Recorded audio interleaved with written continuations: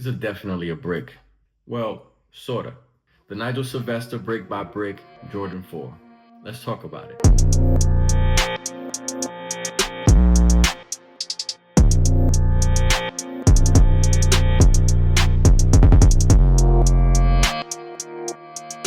Today I want to talk to you guys about the color, quality, and cut. So let's get started. The color is actually not red, it's not orange. It's like a mixture of if you took the color copper, orange, red, and a hue of brown and mix them together, you would get this. In my opinion, this is an absolutely elegant, stunning colorway.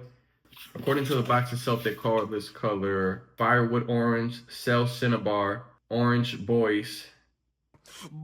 I'm not even going to try to pronounce that. I'll show you guys.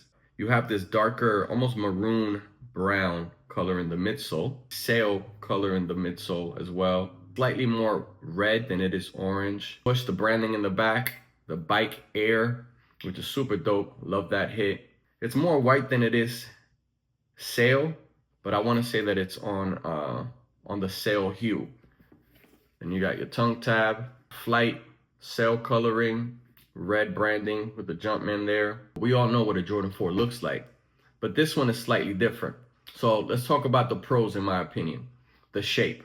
I think they did a phenomenal job. The best parts of this particular shape on this Jordan 4, in my opinion, is the toe cap. The toe cap is nice and narrow. It slants downward. It's not as boxy as the Jordan Retros. When they would release, they would actually have a really boxy toe cap. That has changed. This takes the shape of the Nike SB. They definitely used that template for this particular shoe. There's plenty of padding in the collar. Not so much as some of the older retros. They would look really fat and chunky. This is plenty, but not overly done, in my opinion. You got your red laces. Another thing I want to talk to you guys about is the material. The material, the quality is phenomenal. This is actually a nubuck. It's not a short hair suede. I've heard some people refer to it as suede. It is not a suede at all. A nubuck comes from the surface, the grain of leather. So for example, this is the surface. This here is the surface, right? This is the top. And what they do is sand down the top coat of the leather until they get that short hair that you see on the nubuck. Suede, on the other hand, is usually from the underside or the belly of the skin itself, which you get this suede, this hair, and it's usually softer, the long hair you see. But you do have nubuck all throughout.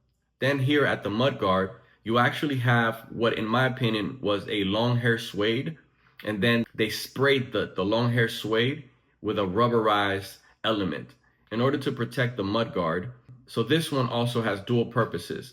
First of all, it has that texture of a brick, which I think they did a phenomenal job at. But also, I saw an interview where Nigel talks about how on his bikes, he actually doesn't have brakes. He uses his foot and he puts it in between the skeleton of the bike and the tire.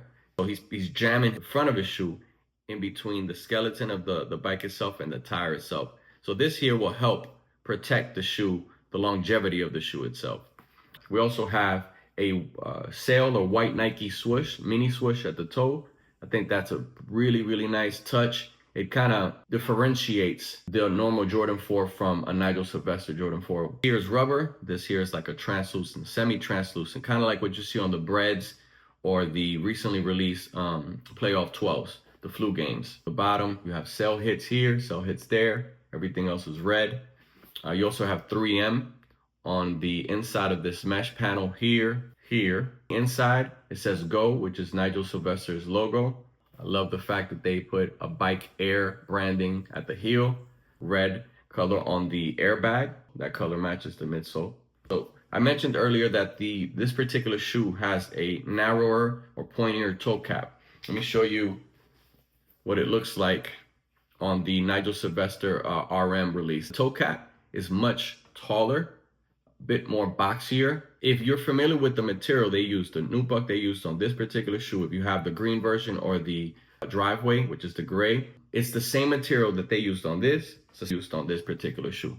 So if you're happy and appreciate the quality of this particular material, you'll be happy with these. Now let's talk about presentation. Presentation was incredible.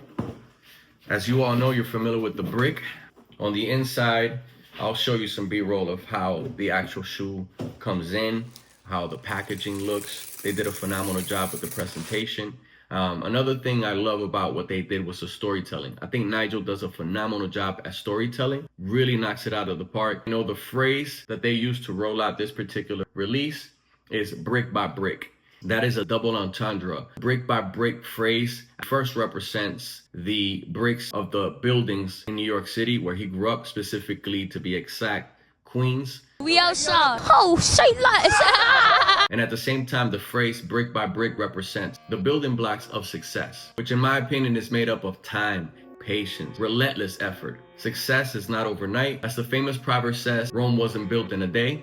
Brick by brick takes time, takes effort, not giving up, trials and tribulations. You're gonna take L's, you're gonna take some W's on the way. But every time you take a L, you gotta dust yourself off, keep it moving. The only L you really take in life is the one you choose not to bounce back from. All right, you guys, so that's my opinion on this particular shoe. I think Nike and Nigel absolutely knocked this release out of the park. On a scale from 1 to 10, I'm gonna give these a 9.2. Shout out to Nigel, Jordan brand. Let me know what you think in the comment box below. It's your boy Daniel Grant. Peace.